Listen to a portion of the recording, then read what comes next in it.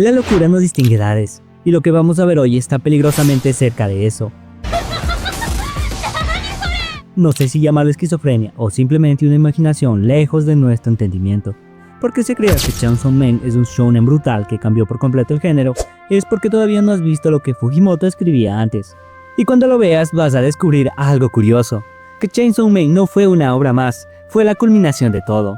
En 2025 se animaron sus primeros trabajos bajo la antología Tatsuki Fujimoto 1726. Y sí, el título no es ninguna casualidad, son historias que escribió entre los 17 y 26 años. Sí, entre los 17 y 26. Y yo aquí perdiendo el tiempo haciendo resúmenes para YouTube. Pero en fin, lo curioso es que estas historias no siguen una misma línea, no comparten género ni mucho menos comparten tono. Incluso cada episodio fue animado por un estudio y director distinto. Y aún así hay algo que se repite en todos, algo incómodo. Así que presta atención porque la pregunta no es que cuentan estas historias, sino que revelan sobre la mente que las creó. Una invasión alienígena convirtió nuestra realidad en la suya, y lo poco que queda de nosotros vive al borde de la extinción. Pero esta no es una historia sobre resistencia, es una historia sobre cómo se siente vivir cuando ya perdiste. Así que seguimos a Yuto y Ami, dos amigos que sobreviven disfrazados de pollos, intentando pasar desapercibidos de los alienígenas, que sin ningún remordimiento disfrutan comer humanos. Pero también es la historia de Yohei, un alienígena que empieza a cuestionar esa cacería desmedida. Aunque sus compas dicen que no hay razón para sentir culpa, después de todo los humanos también comen carne. Pero Yohei decide romper el sistema, y en secreto ha estado protegiendo a varios humanos, entre ellos Yuto y Ami, quien como pollo de granja no entiende el destino que le espera, así que aún conserva algo peligroso de su anterior mundo, la esperanza, la cual se esfuma con la llegada de un nuevo estudiante, que a diferencia de los demás alienígenas, sí le gusta el pollito, así que tras saber de su existencia enloquece y se transforma en una versión alterna de Pochita, y se los está por morfar, pero afortunadamente son rescatados por Yohei, que se revela como protector de los humanos. Así que corre, y están a punto de llegar a la montaña donde cuida de otros humanos, cuando un solo golpe lo deja hecho puré. Y de forma grotesca declara: ustedes no tienen derecho a vivir, son simple comida. Ami, sin darle importancia, intenta despertar a Yuto, llorando le suplica que sobreviva, pero su destino parece marcado. Yuto con sus últimas fuerzas pide que huya, mientras recuerda el día que prometió salvarla. El día que todo empezó. Cientos de humanos devorados, y entre ellos Ami, que se pregunta por qué se los comen. El alien sin más responde: ¿por qué tenemos hambre? ¿O acaso ustedes no hacen lo mismo con los cerdos y vacas? Ami, con los ovarios bien puestos, reclama: entonces, ¿yo puedo hacer lo mismo con ustedes? Pregunta que lo confunde, así que decide ponerse en los zapatos de un humano y hacerse pasar como uno, haciéndose llamar Yuto. Así que de regreso al presente, Ami, desesperada al saber que su único amigo ha sido un alien, huye hacia las montañas, mientras Yuto hace lo posible por detener al otro alien. Pero no te pongas feliz, porque gracias a los créditos nos enteramos que a pesar de que Ami sí se reunió con los demás sobrevivientes, la humanidad nunca iba a poder derrotar a los aliens. Así que poco tiempo después, la humanidad fue erradicada. Aquí entendemos algo clave: a Fujimoto no le interesa la invasión alienígena. Lo que de verdad intenta mostrar es la culpa, para preguntarnos si realmente somos diferentes de los monstruos que nos cazan, y esa duda moral es exactamente la semilla de lo que más tarde sería el pibe motosierra. A este episodio me gusta llamarlo el poder de la esquizofrenia.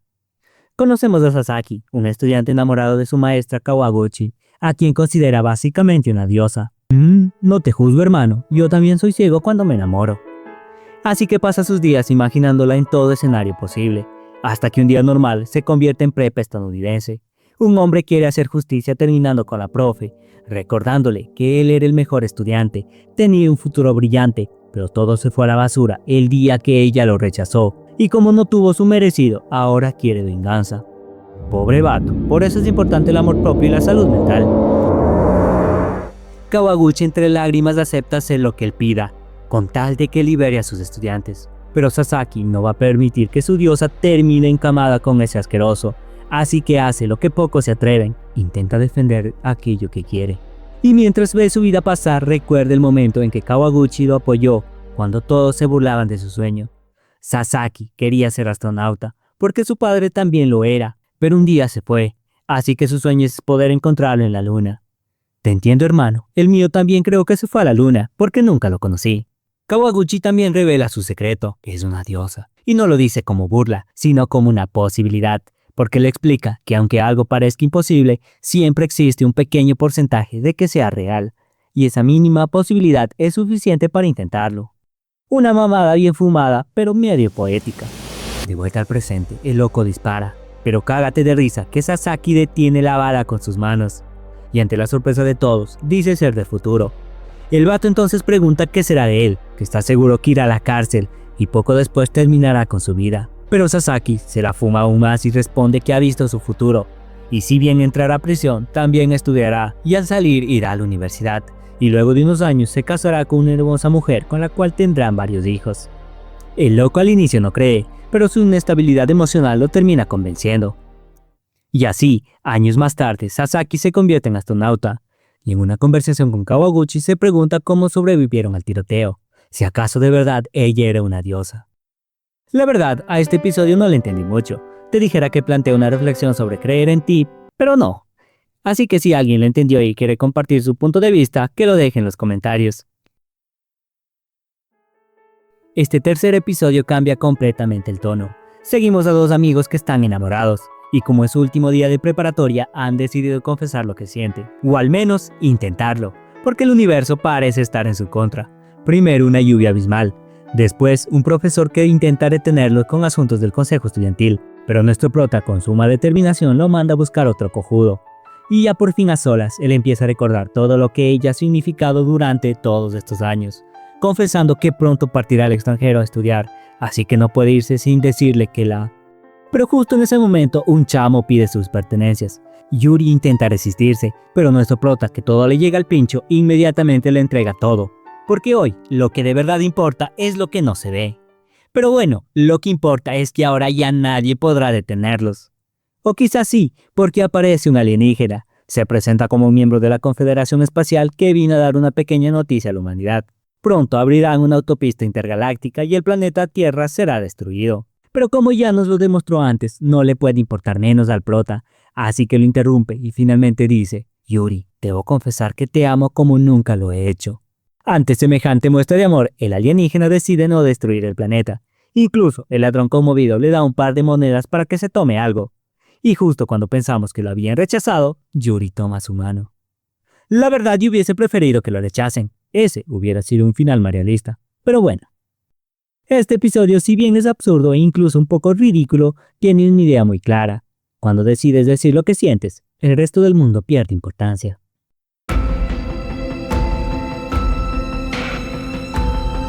Conocemos a una niña apasionada por la biología, pues disfruta de desmembrar arañas. Sus viejos, lejos de darle tratamiento psicológico, la muelen a golpes. Shikaku, sin comprenderlo, intenta disculparse una y otra vez, pero como respuesta solo recibe más golpes. Y tras 10 años, creció para convertirse en esta adorable muchacha que se gana la vida desviviendo gente por el cochino dinero. Así llega hasta un hombre que le pide una prueba de que ella es la famosa Shikaku, y como ella está acostumbrada a que duden de su reputación, le lleva un pequeño recuerdo de sus guardaespaldas. A la madre, sí está denso. En fin, el encargo es simple: matarlo. Pero cuando parece lograrlo al primer intento, él revive, revelando que es un vampiro que no puede morir, que lo ha intentado cientos de veces pero sin conseguirlo, así que ella era su última oportunidad para abandonar este mundo que se ha vuelto aburrido. Shikaku reconoce su fracaso y se disculpa, a lo que Yugel se despide expresando: no tienes que disculparte, después de todo, somos igual de lamentables. Palabras que la hacen reflexionar, no por lo que dicen, sino por lo que significan. Yugel es la primera persona en aceptar sus disculpas, así que esa emoción despierta cositas en Shikaku. Una presión en el pecho la hacen regresar donde el peliblanco, a quien revela sus síntomas, pero este, lejos de decirle «estás enamorada», expresa que a lo mejor tiene gripe, que lo mejor es que vaya al médico. Shikaku así lo hace, sin embargo, al ser una asesina muy conocida, es rodeada en el hospital, pero ella, aprovechando las cámaras, grita: «Yugel, no estoy enferma, resulta que simplemente me enamoré de ti», y la confesión casi termina en tragedia por los incesantes disparos de los policías. Yugel, al escucharla, echa a reír, divirtiéndose como hace años no lo había hecho, así que, reconociendo que es una persona interesante, va a buscarla, pero al llegar a una escena de destrucción lo recibe, y entre todas las víctimas está Shikaku, que con sus últimas fuerzas expresa: «Yugel, te amo, así que no te preocupes, yo te mataré». Él, aceptando sus sentimientos, la transforma en una chupasangre y juntos parten a un futuro, pero no sin antes partir a un par de polis que poco o nada tenían que ver. Y así, tras 200 años juntos, Yugel continúa disfrutando de la inmortalidad junto a la mujer que lo ama. ¡Qué buen episodio, carajo! En 20 minutos tiene mejor desarrollo de personajes y trama que toda la saga de Crepúsculo. En fin, regresando a este episodio, si te das cuenta, no va de vampiros, va de gente rota. Shikako creció creyendo que estaba mal, que su curiosidad era algo que debía castigarse. Por eso se disculpa todo el tiempo, no porque sea educada, sino porque siente que estorba. ¿Qué estarías dispuesta a soportar por amor? Toshihide, un chico común con un pequeño detalle, puede pasar muchísimo tiempo bajo el agua, debido a que su madre era una sirena. Así que sus días son algo peculiares, se la pasa tocando el piano bajo el mar. Hasta que un día descubre que no está solo, una sirena lo está observando, y cuando está a punto de quedarse sin aire, ella lo salva, llevándolo a la superficie y dándole reanimación boca a boca. Y una vez a salvo, agradece su ayuda, aunque con cierto temor, porque las sirenas no son criaturas románticas, son depredadoras que comen humanos, y no de la forma ricolina, sino de la macabra. Y aún así, Toshihide decide agradecerle enseñándole a tocar el piano, porque ya no quedan sirenas que sepan hacerlo. Y así empiezan a convivir, clases, conversaciones y miradas. En esta constante convivencia va despertando en ellos sentimientos desconocidos hasta ahora, al punto que Toshihide confiesa sentir una calidez en el pecho cada vez que la ve sonreír. Pero una desafortunada tarde, ella le advierte que regrese a tierra. Y sin saber más, lo vemos tiempo después con graves heridas. Resulta que un tiburón lo atacó, pero no fue solo eso. El olor de su sangre despertó el instinto de la sirena, y en medio del impulso le arrancó parte de su oreja. Y aquella calidez que sentía ahora no es más que miedo. Por su lado, Shiyu es desprendida por las superiores que le prohíben tener contacto con cualquier humano. Sin embargo, ella, desobedeciendo sus órdenes, pretende disculparse con Toshihide, que actuó bajo el dominio de su instinto. En casa, su padre le cuenta que su madre también lo atacó al sentir su sangre, pero jamás le tuvo miedo, porque su hermosa sonrisa compensaba el peligro, y le da permiso de volver al mar. Así que, Toshihide, recordando a su madre, empieza a tocar el piano, asombrando a las sirenas que intentaban detener a Shiyu, y dejándose llevar por sus recuerdos, toca hasta quedarse sin aire. Así que la superior al verlo le comparte su aire, provocando los celos de la Shiyu, que expresa, él es mío. Y así, tiempo después, Toshihide se convierte en el profesor de música. Aunque aún les tiene miedo de ser morfado, el estar con su chiquidoris lo hace olvidarse de todo. Este episodio nos recuerda lo incoherente que puede ser el amor. Porque siendo honestos, Toshihide sabe que está tomando una mala decisión, sabe que ella es un peligro, que literalmente podría matarlo. Ya lo atacó una vez y aún así vuelve, no porque sea lógico, no porque sea sano, sino porque lo que siente pesa más que el miedo. Fujimoto no nos muestra una relación ejemplar, nos muestra algo mucho más incómodo, como a veces nos aferramos a personas que sabemos que no nos convienen, solo porque nos hacen sentir algo intenso, emoción, adrenalina y cierta calidez. Aunque el precio sea alto, y eso no es un gran romance, es una decisión emocional. Y como casi todas las decisiones emocionales, no siempre son las mejores. Tenemos otro episodio bastante extraño. Un chico que al dormir se transforma en chica. Y como si eso no fuera suficiente, ya desde antes era molestado en la escuela por ser demasiado femenino. Ahora imagínate el bullying cuando literalmente amanece como mujer. Las burlas incrementan, porque ahora lo tienen que tratar como a una chica. Así que lo acosan molestando que se acueste con ellos, hasta que aparece Akira, su mejor amigo y hermano de su novia, quien tras acomodarle un par de chingadazos a uno de los vatos, lo lleva a casa tomándolo de la mano, situación que lo confunde, así que en casa con su novia confiesa que aquello hizo que sintiera algo en su pecho, porque lo vio como las chicas ven a sus héroes, así que llora creyendo que quizá ya se convirtió en una chica por dentro. Su novia, herida y enojada, exige que se desnude porque desea estar con él, pero Toshihide la detiene gritando que no puede hacerlo, porque no tiene lo que un hombre debe tener. Y justo en ese momento llega Akira, por lo cual Rie, entre celos y rabia, lo toma y grita, Toshihide está enamorada de ti, antes de salir huyendo. Akira lo comprende y expresa que no sea boludo, que vaya tras de ella, porque eso es lo que haría un hombre. Así que va tras ella, alcanzándola en las riberas del río. Rie, molesta, intenta soltarse, pero su hombre la sorprende con un beso, confesando que a Akira no le gusta como pareja, le gusta como modelo, como el tipo de hombre que quisiera llegar a ser, y así entre lágrimas y confusión arreglan las cosas.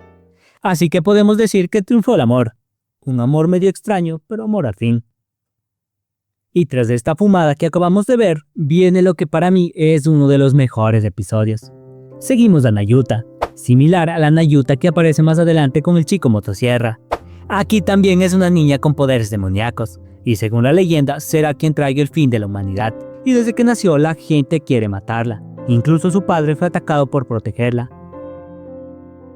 Pero antes de morir hizo prometer a su hijo que cuidará de su hermana menor y la llevará por el camino del Señor nuestro Dios.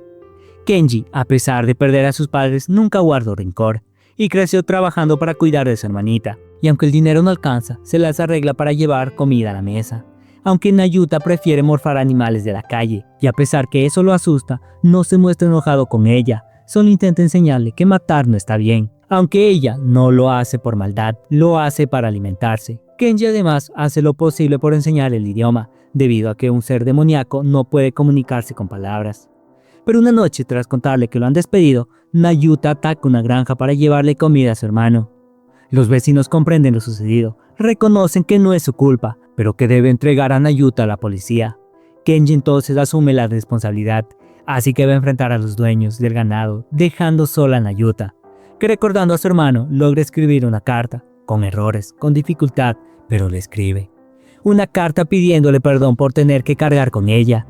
Y justo en ese momento regresa Kenji, que tuvo que soportar el castigo. Nayuta preocupada ve en sus recuerdos todo lo que ha sufrido por protegerla, así que enojada pretende acabar con la humanidad. Y a la mañana Kenji encuentra la carta, y se da cuenta que todo este tiempo Nayuta no mataba animales por crueldad, lo hacía porque sabía que él pasaba hambre, porque siempre le daba su porción a ella. Desesperado sale a buscarla, encontrándose con un escenario terrorífico. El ejército intenta detenerla, pero nada funciona, hasta que aparece Kenji y por primera vez la reprende, provocándole un amargo sufrimiento, pero poniendo fin a su ira. Aquí nuevamente aparece la vieja que estuvo todo el episodio chingue con que maten al demonio, así que Kenji responde que su hermana hizo una rabieta, pero no lastimó a nadie, así que no piensa abandonarla, y cargándola huyen a un mejor lugar. Y poco después vemos que Nayuta aprendió a escribir y finalmente entabla una conversación con su hermano. Hemos llegado al fin de todo esto, y qué mejor hacerlo con una historia igual de buena que la anterior, una que muestre el amor de hermanos. Mitsuko, una estudiante de arte, disfruta de sus días tranquilos, hasta que inicia el nuevo año escolar, y el cuadro que pintó su hermana aparece exhibido en la entrada principal, un desnudo de ella. Molesta reclama a sus maestros, pero estos, que poco o nada les importa, le responden que no lo quitarán, que si tiene un problema hable con la artista. Pero el verdadero problema es que su relación con su hermana no es la mejor. Y empeora aún más, porque por su culpa se convierte en el motivo de burlas y morbo de sus compañeros. Incluso su familia va a tomarse fotos frente al cuadro. Tremenda humillación, mi hermana. Así que ya bien zafada entra a la habitación de su hermana y le exige que se desnude. Ahora será ella quien la dibuje y también le exponga. Pero lo interesante es que aunque el acto nace desde la rabia, termina siendo el inicio de algo que no tenían hace tiempo, una conversación de hermanas. Mitsuko pregunta ¿por qué me pintaste así? Y aquí su hermana hace una declaración simple pero llena de significado. Es la forma en la que te veo. Ahorita no te hace sentido, pero ya te contaré a qué se refiere. También pregunta ¿por qué dejó de pintar si era muy buena? Mitsuko, algo molesta, grita porque tú eres mejor que yo. Aquí está el verdadero conflicto, no era el desnudo, era la envidia. Tras ello sus días continúan con la misma temática, pero ahora con su mente inundada por los recuerdos de su infancia, pues de niñas eran muy cercanas, e inclusive hasta hace no mucho tenían una buena relación, incluso ella la ayudó a entrar a la misma escuela, pero ver cómo su hermana la superaba en poco tiempo fue alejándola poco a poco. Así que tras recordarlo y conversar con su maestro, que confiesa que su hermana la admira profundamente, toma la decisión de terminar el retrato. Pero no será cualquier obra, será la mejor que haya hecho. Y así, tras varios meses de trabajo, termina su pintura. Y al igual que antes, lo exponen en la entrada principal. Y ante la sorpresa de su hermana, expresa que así la debió dibujar, que su cuerpo no es perfecto, no tiene las proporciones exageradas. Y si recuerdan de lo que hablábamos antes, pues la pintura de su hermana nace desde la imaginación, desde su admiración, así que no es un retrato realista, es un retrato idealizado, por algo tan simple y tan complejo como el amor. Pero Mitsuko le muestra su verdadero yo. No hay perfección, está llena de prejuicios, miedos e inseguridades. Pero también le muestra que la quiere, porque en lugar de hacerle lo mismo y exponerla, prefiere exponerse a sí misma, porque entiende algo fundamental. El amor no debería sentirse como idealización, debería sentirse como aceptación. Aceptar al otro como es y permitir que el otro te vea como realmente eres. En fin, tiempo después, Mitsuko se muda a la capital y terminan viviendo juntas mientras asisten a la universidad. Si miramos toda la antología, tenemos un amor nacido del abandono, un amor que se aferra a la primera muestra de atención, un amor que ignora el peligro, uno que posterga el fin del mundo, y un amor que sobrevive a la envidia. Y eso no es casualidad. Fujimoto tenía entre 17 y 26 años cuando escribió estas historias, y aún así ya estaba obsesionado con lo mismo. Personajes que no buscan salvar al mundo, buscan que alguien los quiera, aunque sea de forma torpe, aunque sea peligrosa, incluso aunque sea imperfecta. En estos one-shots no vemos héroes épicos, descubrimos personas rotas intentando conectar. Y quizás por eso funcionan, porque el amor aquí no es ideal, no es puro, ni mucho menos un cuento de hadas. Es incómodo, egoísta y a veces es irracional. Tanto que se parecen a nuestra realidad. Así que cuando vuelves a ver obras posteriores como Chainsaw Man, entiendes algo inquietante. No fue casualidad, no fue suerte. El pibe motosierra no apareció de la nada. Fue la culminación de todas estas ideas que ya estaban germinando. La soledad, el vacío, la necesidad de afecto. El amor como motor o como desastre. Y cuando lo ves así, entiendes que estas historias no eran simples experimentos juveniles, porque en el fondo lo que quería contar no era sobre demonios, era sobre el amor. Por Dios, qué poeta soy. Síganme en mis redes sociales para más. Yo soy Frederick y gracias por dejarme contarte esta historia.